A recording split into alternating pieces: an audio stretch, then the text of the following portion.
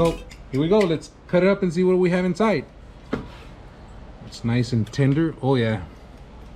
Smoke ring achieved. Look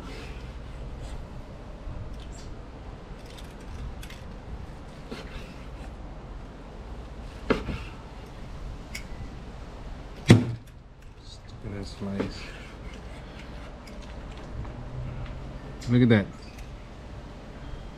Nice little smoke ring there. Give you a little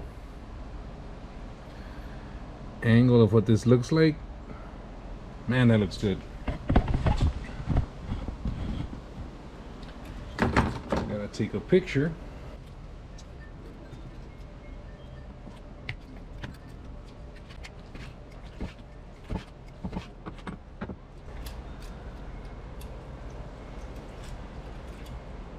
Well, that's strange.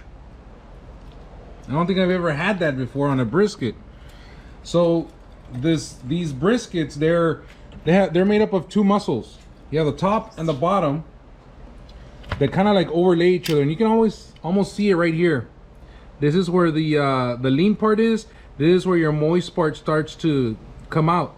Normally, this lean part, I have to cut it one way, and then I have to rotate this and cut my moist a different way because the grains are going different. For whatever reason, on this one brisket, you can see it here. We can do the bend test. Let me see. I mean, you can see, let's do the bend test, right? So that's a decent bend. Ah, son of a biscuit, it's hot. But if you look at the bottom, right here is good, and right here the cut is good. So I don't even have to rotate this one. I'm just gonna continue slicing it the way it is.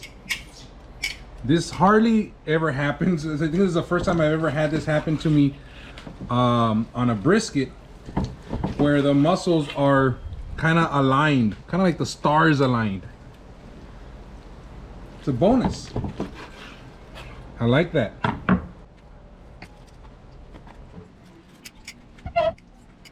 You just continue cutting against the grain. You always want to cut against and not with the grain. This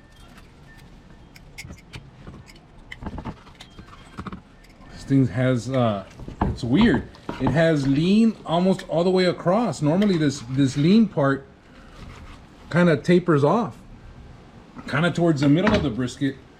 But for whatever reason, I did get a,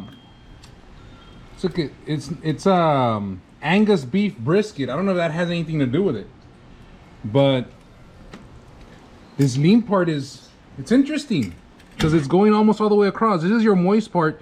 Here's your lean. This typically kind of tapers off towards the middle of the brisket, and for this, I guess on this one, it just continues going.